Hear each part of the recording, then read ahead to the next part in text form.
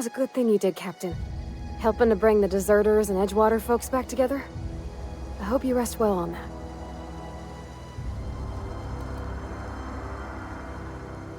He's just interested in fixing stuff. He always used to follow me around, asking me to explain what I was doing. Like a puppy, kinda.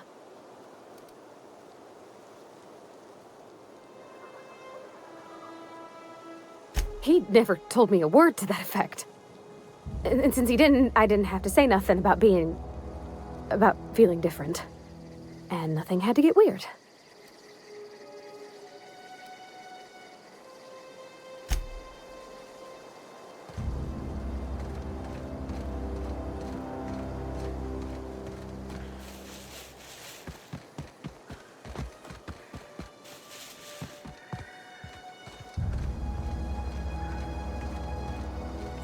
Is this your ship? Oh my stars, she is just so handsome! Does she have a name yet? What's her drive model? Oh, gosh. Listen to me babbling. When I was in Edgewater, I dreamed of flying on a real ship, working on a real engine, belonging to a proper crew. I'm the only decent mechanic Edgewater's got, but every time I think of going back, I get this sinking feeling.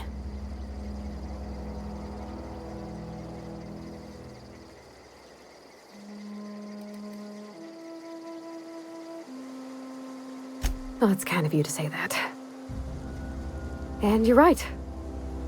I wasn't happy. I want to ask you something, and you can say no. But can I come with you? I could tend to your engine. I know my G-valves for my catalyzers, and I can keep your ship singing. And if you ever need a pair of eyes watching your back, I can do that too. What do you think?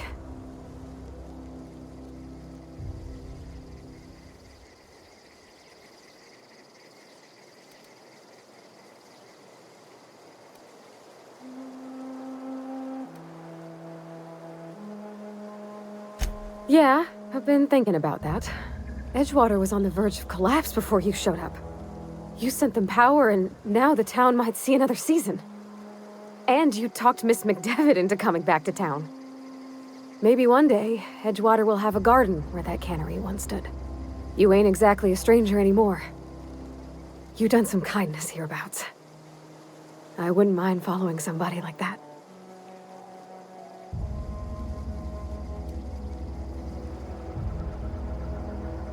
Yes! I mean, thanks. You won't regret this, ma'am. Captain. I can call you Captain now. Ha!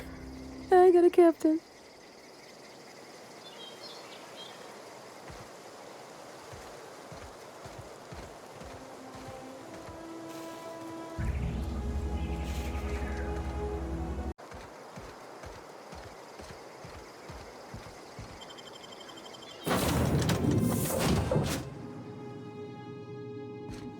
Well, I certainly am looking forward to flying on a ship named the Unreliable. I'll just head upstairs and claim a room.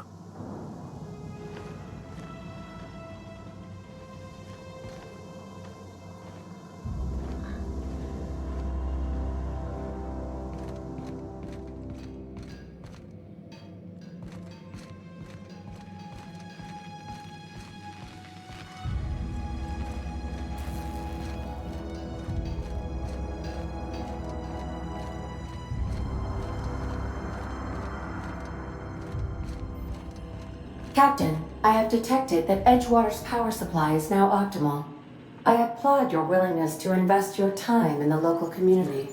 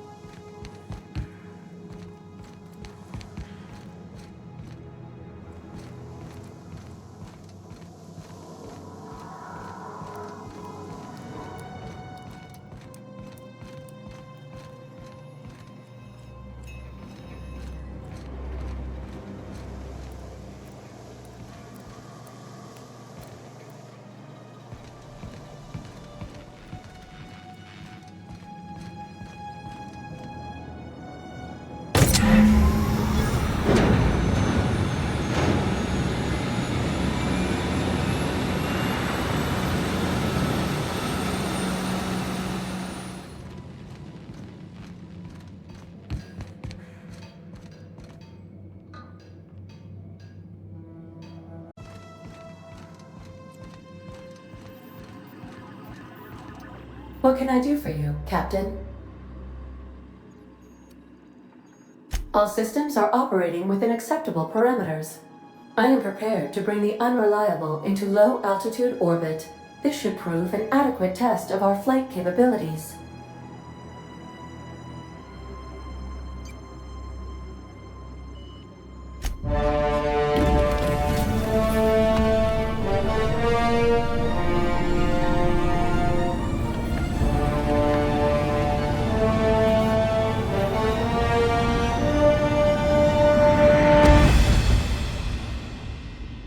We have received a communication request from Dr. Phineas Wells.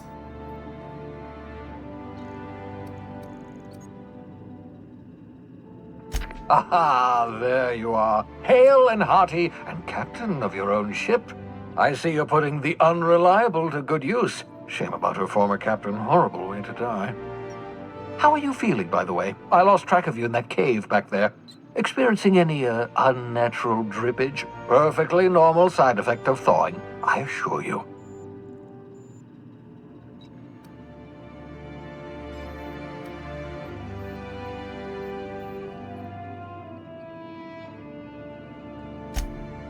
Oh, that, yes, that's probably permanent. I wouldn't worry about it, though. I'm sure you're fine. What you saw in Emerald Vale is happening all across the colony. Food shortages, lack of supplies, and basic necessities. We're dying. The chairman, the minister, and all their lackeys on the board are to blame. The Hope has some of the brightest minds Earth ever sent us. If we can revive the Hope's colonists, they can help us undo the board's mistakes. They can help us set things right. You need to get to Stellar Bay on Monarch. I have contacts there. They'll help me, help us, find the chemicals to revive your fellow colonists. Gladys Kelly, lovely woman, runs a cozy little black marketing outfit on the Groundbreaker. She can get you a nav key to land on Stellar Bay.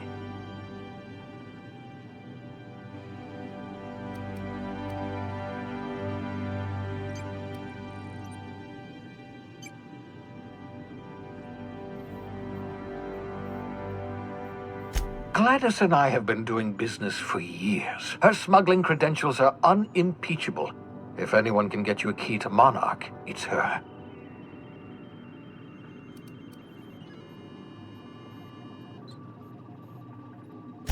Strictly speaking, Monarch is a moon, terraformed badly, and almost completely lawless. You'll love it. Captains don't fly their own ships, you see. Your navigation terminal handles the, navigation. Think of a nav key as a set of flight instructions. The board's been confiscating nav keys for Stellar Bay, so we must rely on unconventional means of acquisition. Hence, Miss Gladys Kelly.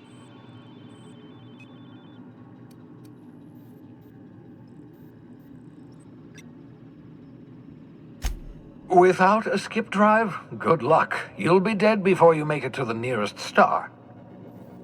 Look, I admire your optimism, but the sad truth is you're stuck here. You, me, and the rest of this colony. We're all skating precariously around the edge of oblivion together. None of us are leaving Halcyon alive, so we may as well make it a better place, and we can start by reviving the Hope. Excellent. I'll send her a wireless. Let her know you're coming. By the way, I gave Captain Hawthorne a disguise apparatus of my own design, cutting-edge technology years ahead of its time. I call it the Holographic Shroud. I'm sure it will prove remarkably useful to you. You'll find it in the captain's quarters.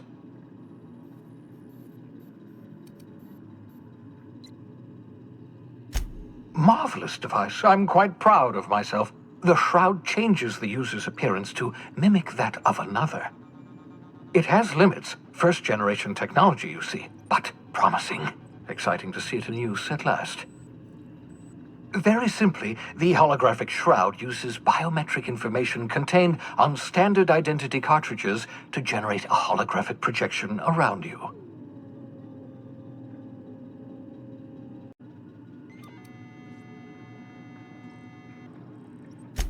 only stands up to a casual scrutiny. Use it too long, bound to flicker, blur, something like that. Movement makes it more likely. Best used in moderation. When you see guards in your path you can't sneak past, for example. Maintain your distance. Act normal. No running, no jumping. Don't draw their attention. If they pay attention, they're more likely to notice flaws in the hologram.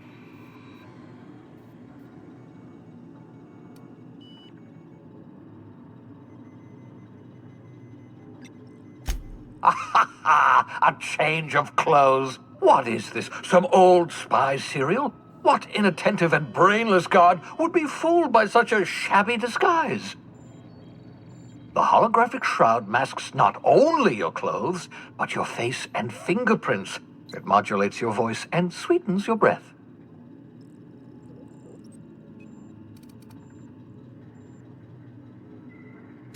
Science, that's how.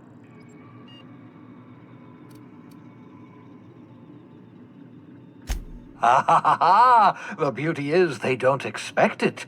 The shroud is the only one of its kind. We humans have a tendency to overlook the unexpected. Activate the disguise, walk past someone. What do they see? A figure dressed like a fellow employee. Don't act odd. They won't focus on you. Excellent. I'll contact you once you've found a way to get to Stellar Bay. If you have any questions, come see me in my lab. And remember, don't trust the board. They'll try to win you over with promises of wealth and power, but it's a lie. The board's only interested in filling their own pockets. If we don't put a stop to them, they're going to run this colony to the ground. Transmission ended. If you are ready to depart, please select a destination on your navigation terminal.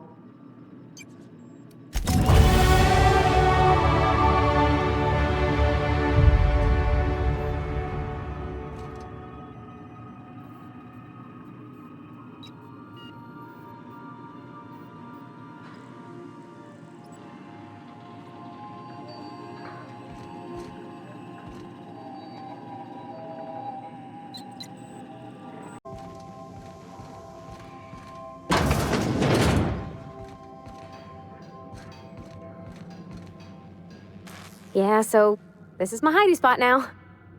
I was looking for a place that was quiet. I figured the kitchen will be louder than the hold, so here I am. Cozy-like, ain't it?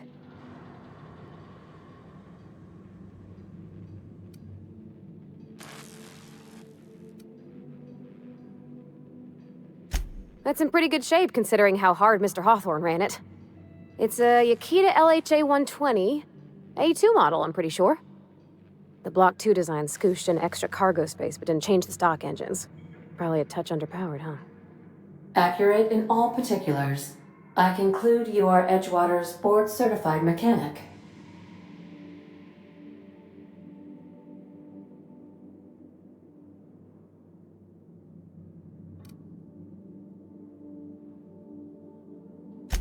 Fly-by-wire's pretty normal.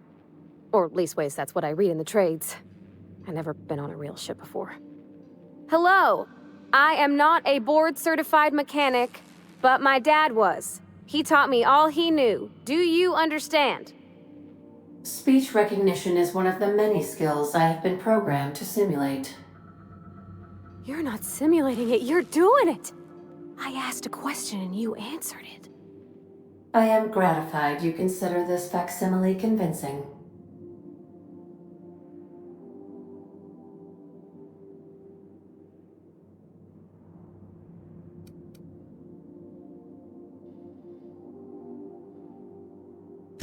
I am at your disposal, Ms. Parvati.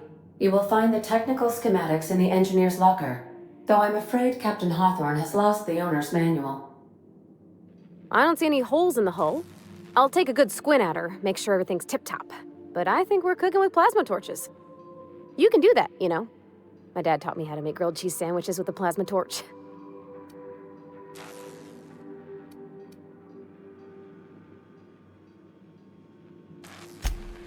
Mostly, yeah. I lived in the maintenance office near all my life. Mr. Thompson never let me forget how funny that was.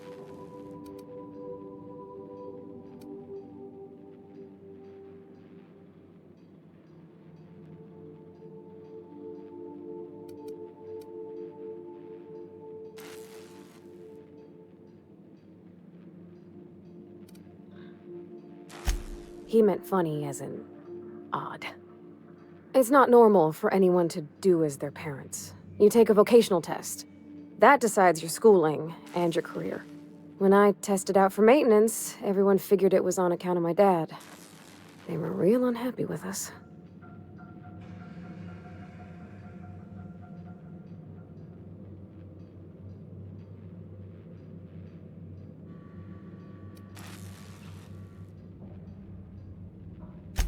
Because they were hoping their own kid would get the job and get sent back to Edgewater. When folk go away for schooling, they don't get back to where they begun. Not usually. You go straight to your first job, wherever the company's got an opening.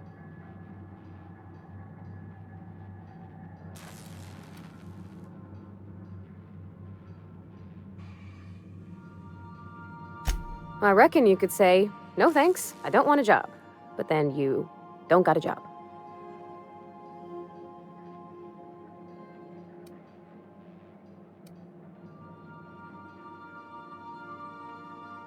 Well, they're powerful good tests. They rattled off this whole list of names who'd worked on them, with fancy bits hanging off them. Doctors and esquires and the thirds. Even if you don't believe they actually catch what everybody's best at, everybody's got to take them, so at least it's fair-ish.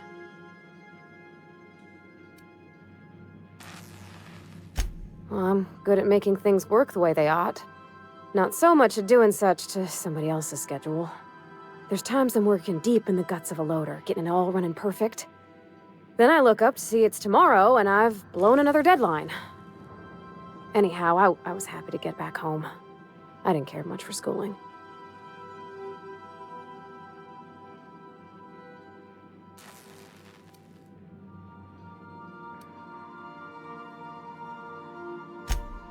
There were a whole lot of reading, not nearly enough doing.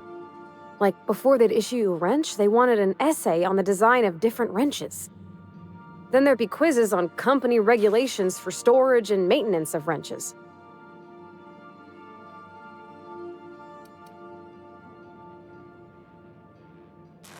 As soon as I got permission, I spent all my time in the machine shop.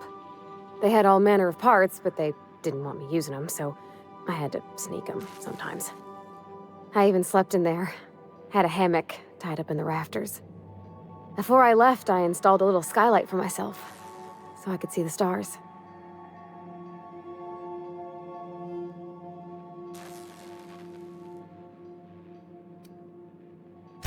When an engine came in, I'd strip it down and rebuild it. I mostly built for myself. Custom tools, little mechanical critters to talk to. When my roommates tried to talk, I'd get so nervous I'd be drenched in sweat. It was easier for everybody when I stayed off on my own. I doubt any of them remember me now.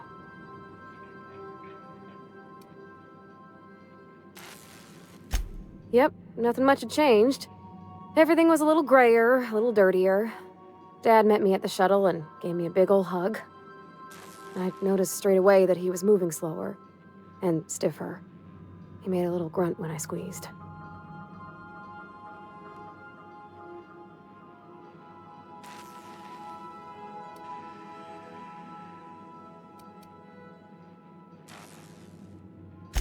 Oh, I miss him, sure enough, but he's a fond memory. I was right beside him when he passed, holding his hand. Talking about him makes me smile. Dad never said that he loved me, you know? I knew on account of him showing it. How he'd stay up late to help with my projects or listen to my fretting. Oh gosh, look at the time. Sorry to bend your ears so long. And I got so much to do before this ship's in decent shape.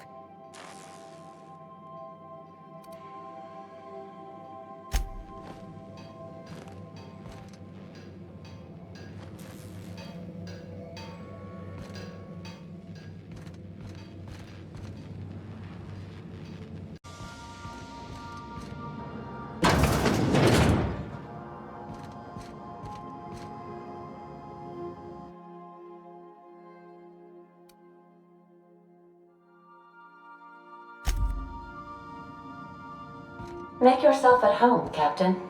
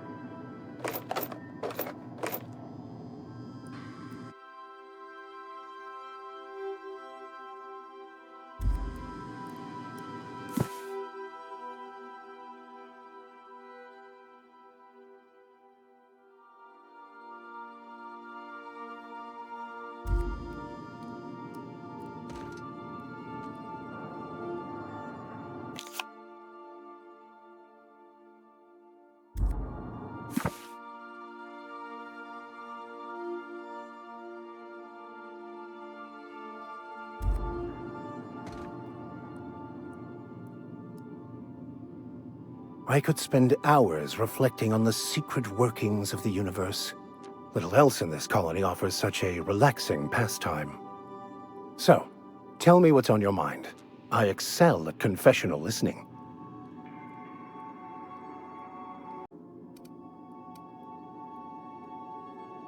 Nothing too out of the ordinary. Just your run-of-the-mill vicar with a violently enthusiastic disposition. That's what my parents called it. I grew up in a pit of a town much like Edgewater. I was destined to be a laborer like my parents, but I was infected early with a need to solve the equation. My passion didn't sit well with them.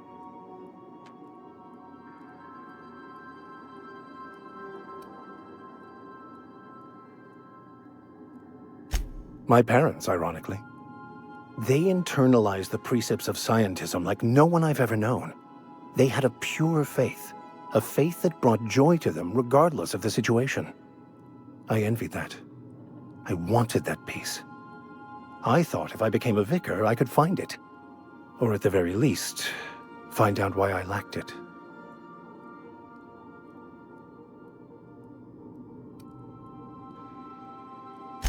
They thought I was fighting the plan, should have accepted my lot.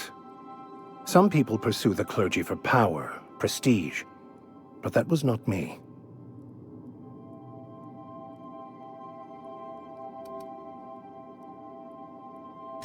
The simple version is this. The force which we call the Grand Architect created the universal equation that underlies and defines everything in the universe. Everything flows from the equation, or in layman's terms, the grand plan. Is the Grand Architect a consciousness? A natural force? Did it create the equation on purpose? The answers to these questions don't really matter. The equation, the plan, is all that matters. Contentment is found by accepting one's role in the plan.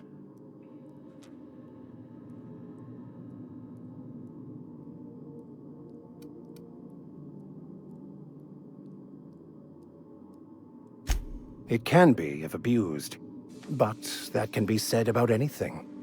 However, in the case of the Board and Halcyon, sadly, I believe you are correct.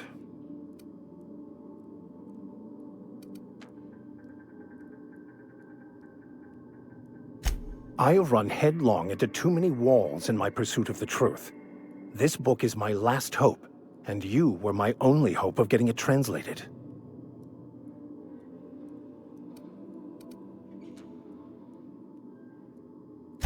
I honestly don't know what I'd do. This quest has consumed me for the better part of my life. I fear there's nothing else left to me. What about you? What's your story?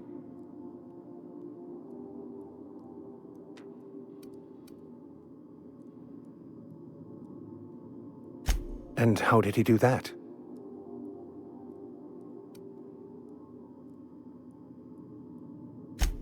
Well, you do seem different than every other colonist. Let's pretend for the moment I believe you. What are you going to do now?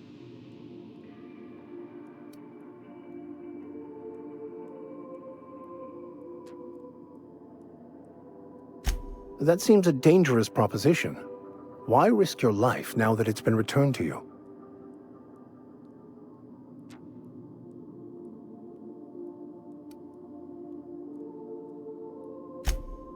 Oh, I see. You have my condolences.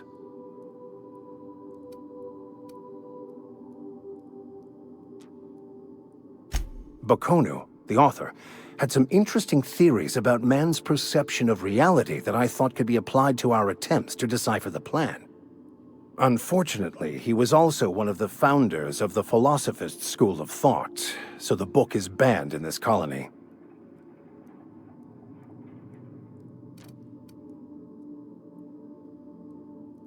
Philosophism's a false religion that stands in contradiction to almost everything we know to be true. They believe all is chaos, in stark contrast to OSI's belief in the plan. But most of the philosophist perversion of Bakonu's thoughts came more than a century after his death.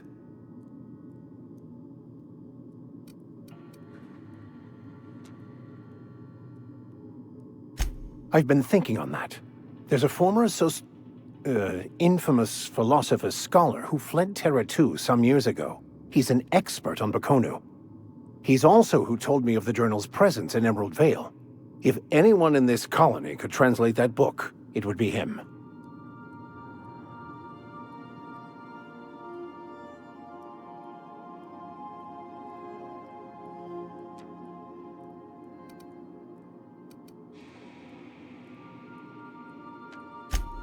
You caught me. Listen, the OSI frowns on fraternization with philosophists. I'd like to keep my associations with our scholar friend quiet.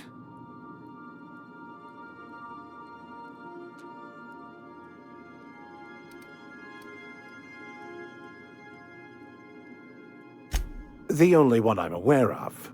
I suppose we could always just ask random passers-by if they are fluent in it.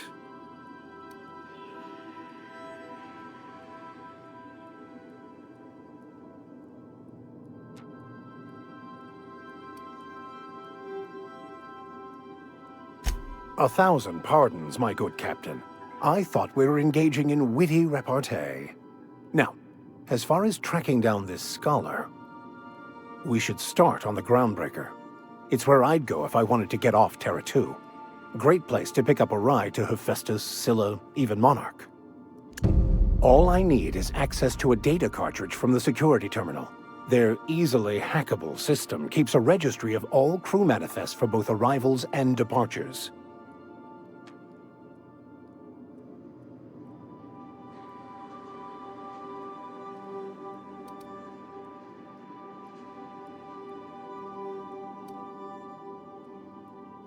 Before I transferred to Edgewater, I had a wealth of time to develop certain, secular skills during my years serving a particular penitentiary flock. I meditated, led sermons, provided guidance to the inmates as needed, of course. I also played prison yard tossball and taught myself a bit about computronic security systems.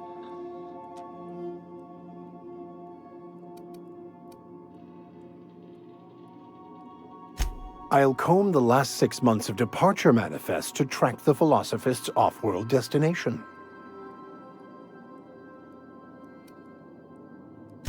Thank you, Captain.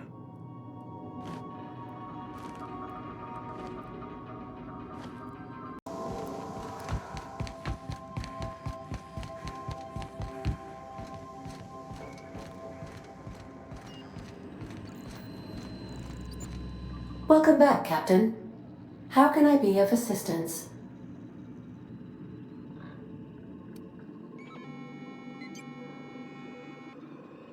The unit is a cleaning SAM. Hawthorne brought it on board some cycles ago, I'm sure with the intent to modify it, but I've never seen it up and running. Alex likely recorded progress notes detailing his efforts to modify SAM. If you check the terminal in your captain's quarters, we may be able to determine what work remains in order for SAM to properly operate.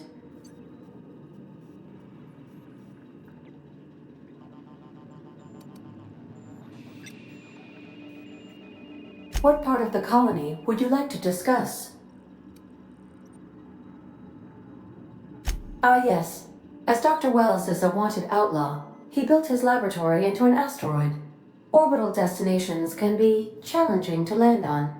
His more so than most.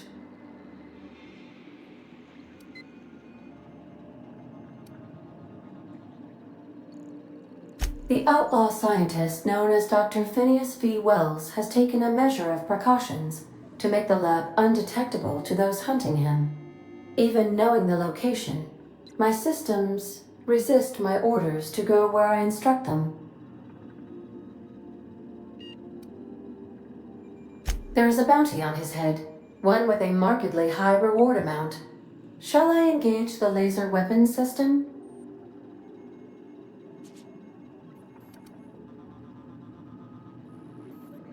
A sensible choice, as we do not have any laser weapons.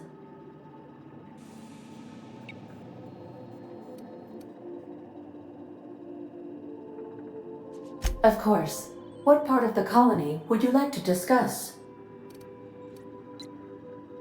We're cleared to dock with the groundbreaker if that's your desired destination. If we're going there, please be sure all docking forms have been filed in triplicate and fees have been paid. The Mardettes take their docking laws quite seriously.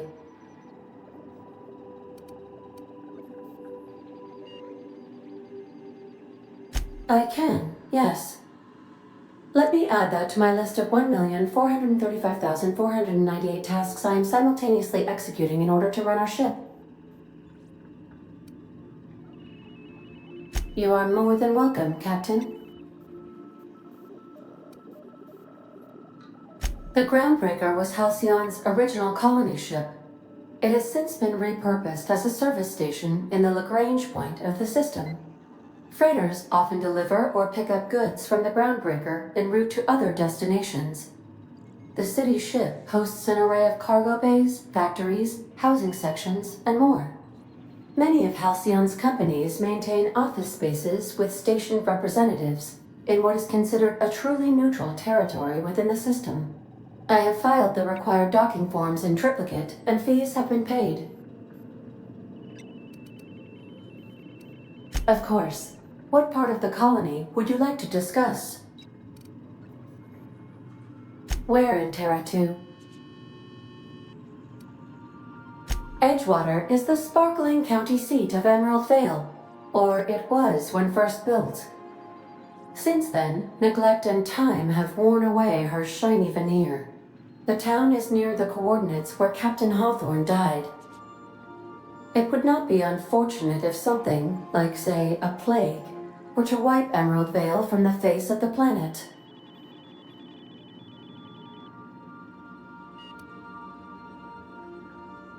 You mean the ones who did not answer my distress call with medical assistance, but instead came to issue my injured captain a parking ticket? I'm sure they are wonderful humans who don't deserve to be wiped out by starvation or a devastating plague. Since you diverted power to Edgewater, the botanical lab shut down, and the deserters were forced to return to town. Meanwhile, the cannery's output increased, enabling the town's population to prosper. Thank you for nothing, Captain.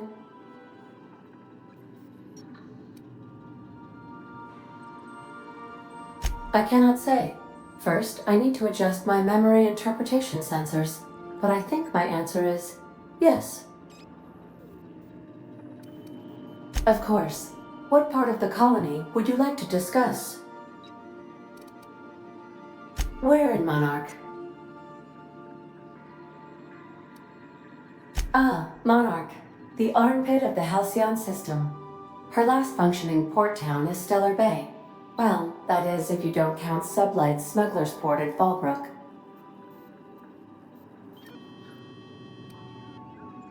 It's Sublight run for the purpose of shipping contraband, and before you ask, I don't know the coordinates, so I can't dock us there. I believe it has something to do with the planet being an uninhabitable wilderness, and a lawless land with no corporate presence. You may wish to survey the residents in Stellar Bay for additional data points. Of course. What part of the colony would you like to discuss? Where in Monarch? Warning. All colonists are urged to reconsider travel to Cascadia due to infestation of mantisaurs and risk of indefinite detention or death.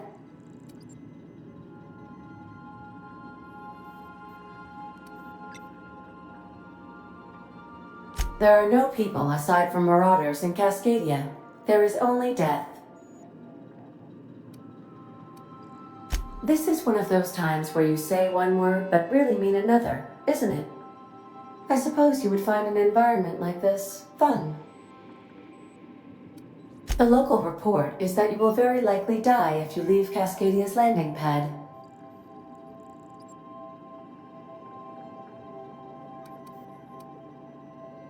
How can I be of assistance? I have lots of minutes. Many minutes. Unlimited minutes, perhaps. Providing an adequate power source, I can function indefinitely.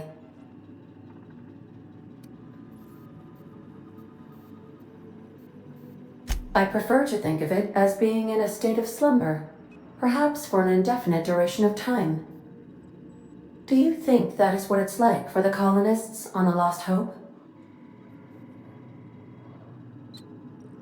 When I simulate myself in such a scenario, I do not find it to be desirable.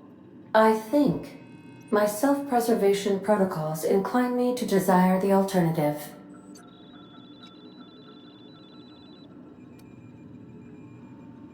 Traveling the system with you, Captain.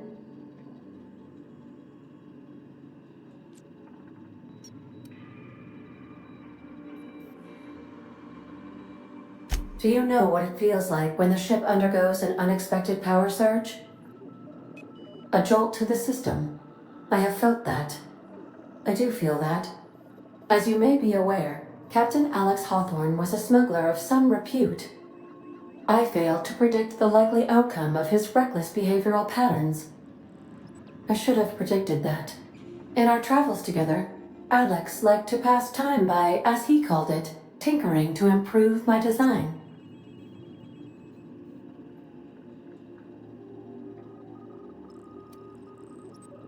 If you mean, was Captain Hawthorne my first? Yes, he was. How can I be of assistance?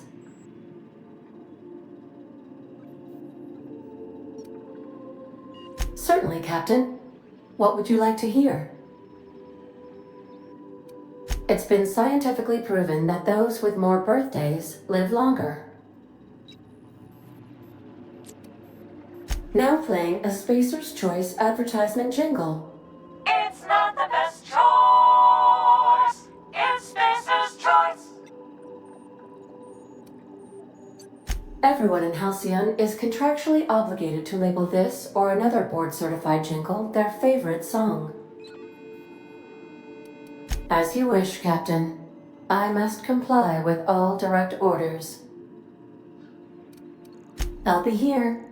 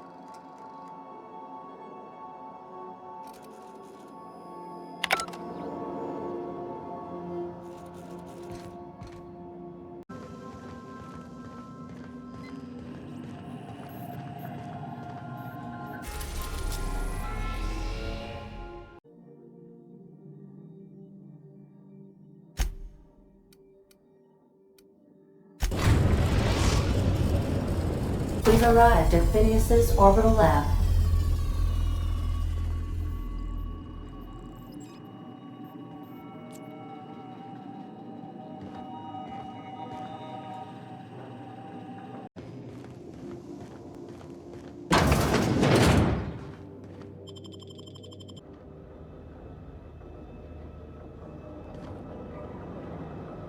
Hello? Can you hear me? Does this work? Oh, damn it! Blast, that's loud.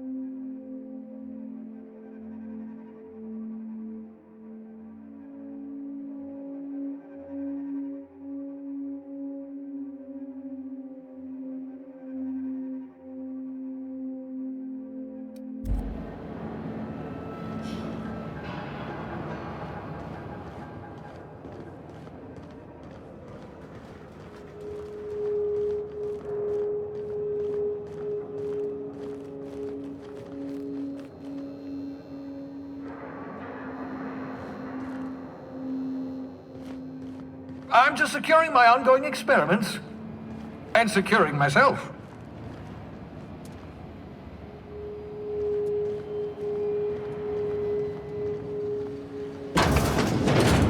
Mind the mess.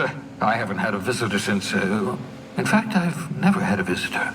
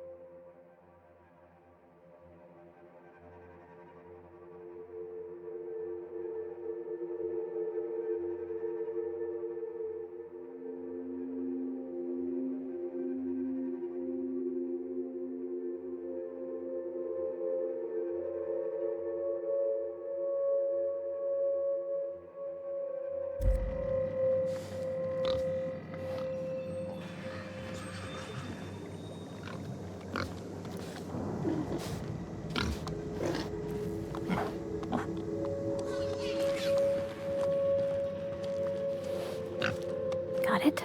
Inside voices.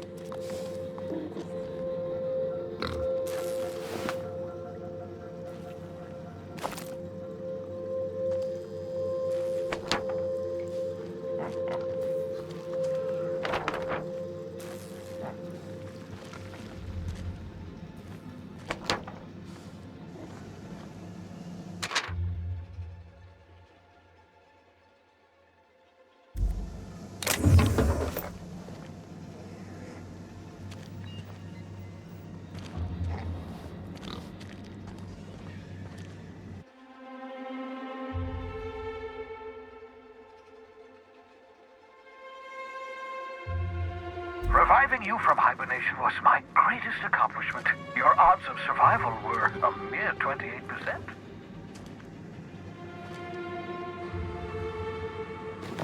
Ah, your old hibernation mask. Had to remove it, you know, in case you were prone to vomiting.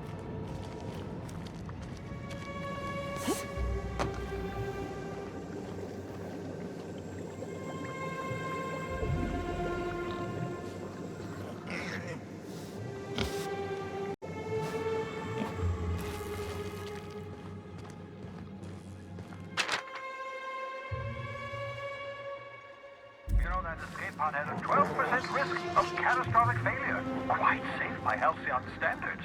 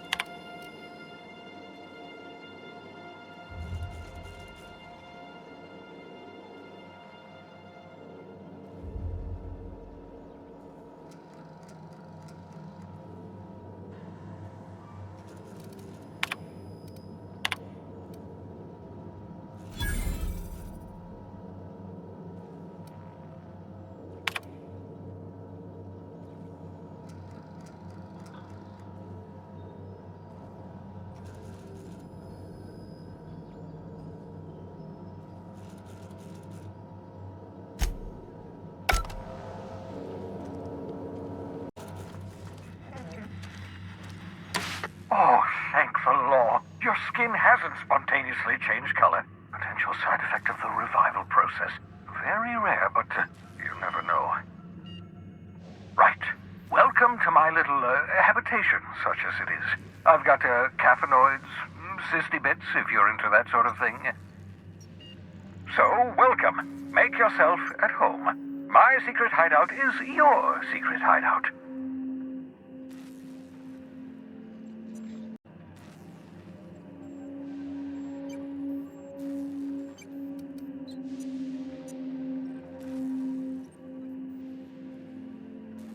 Oh, balderdash! You hadn't yet recovered recovered your faculties of speech.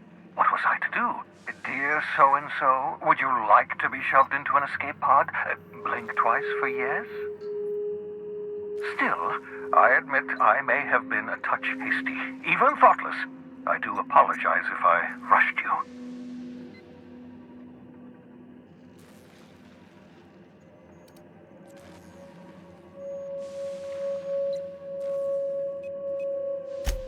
Nonsense.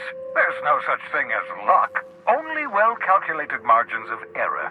You survived that fall in 85 out of 100 simulations.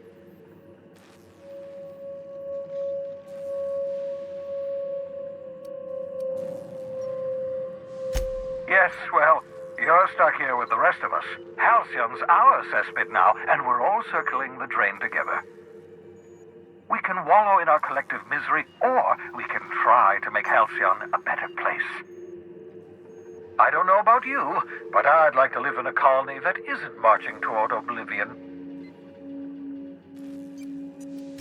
Of course. What's on your mind?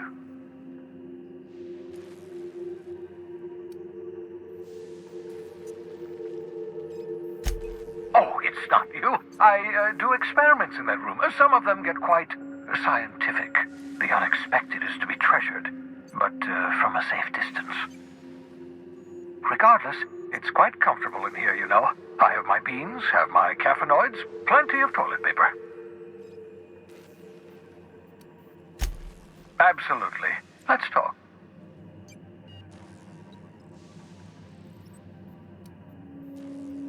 No, and I've been trying very hard to avoid making eye contact.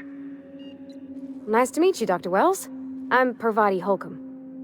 Wait, not another word. I don't want to know your name. I don't want to know who you are. Let's just enjoy our plausible deniability while it lasts, shall we?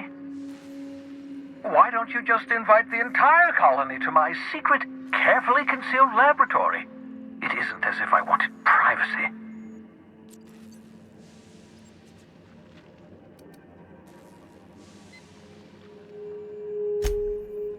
Oh, very well. I can be a little cantankerous when I haven't had my caffeinoids. You have my apologies, and so forth. For what it's worth, I am pleased that you found a crew, such as they are. You're a talented scientist, after all. Our kind has always been incredibly popular.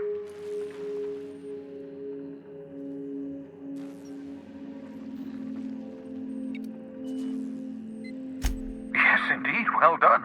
Also, you still haven't spontaneously liquefied, which pleases me immensely.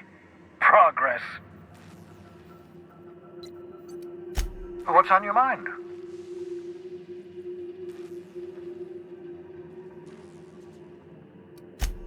Absolutely. Let's talk.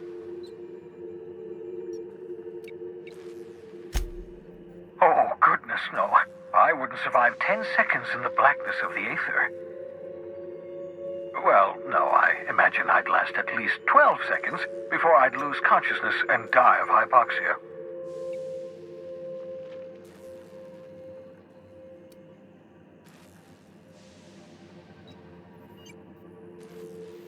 Life outside work? No, of course not. My life is my work. For that matter, everyone else's lives are also my work. An entire colony's worth of lives are at stake. It's up to me, up to us to set things right. To answer your question, I'd rather stay right here in my lab. There's too much work to be done. The Hope's colonists won't revive themselves, you know.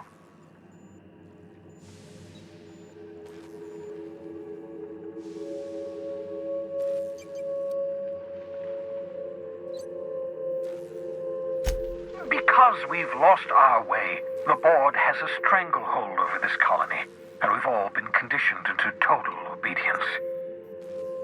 The Hope is full of specialists, scientists, engineers, talented individuals like you, people who haven't been corrupted by the board. Unfortunately, the Hope's colonists have been frozen for decades, well past your shelf life, so to speak. No offense.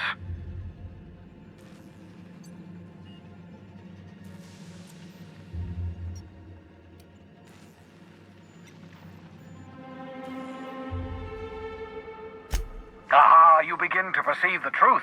Yes, according to the board and their narrow-minded scientists, you should be a pile of organic sludge right now. 10 years.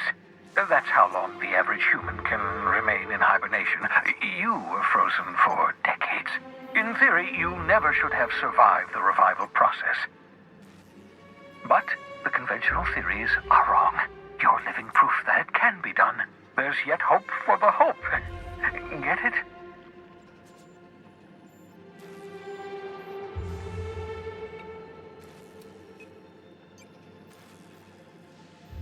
We'll do our very best to save them all. I'd best get back to work. I can feel my last dose of caffeinoid fading.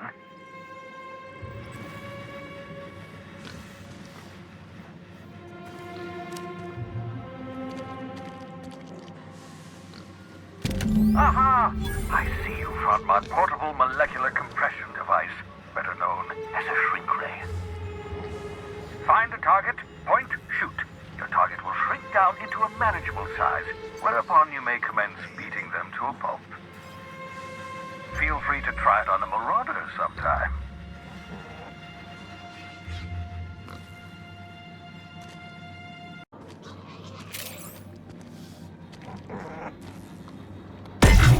A fine hit, Captain!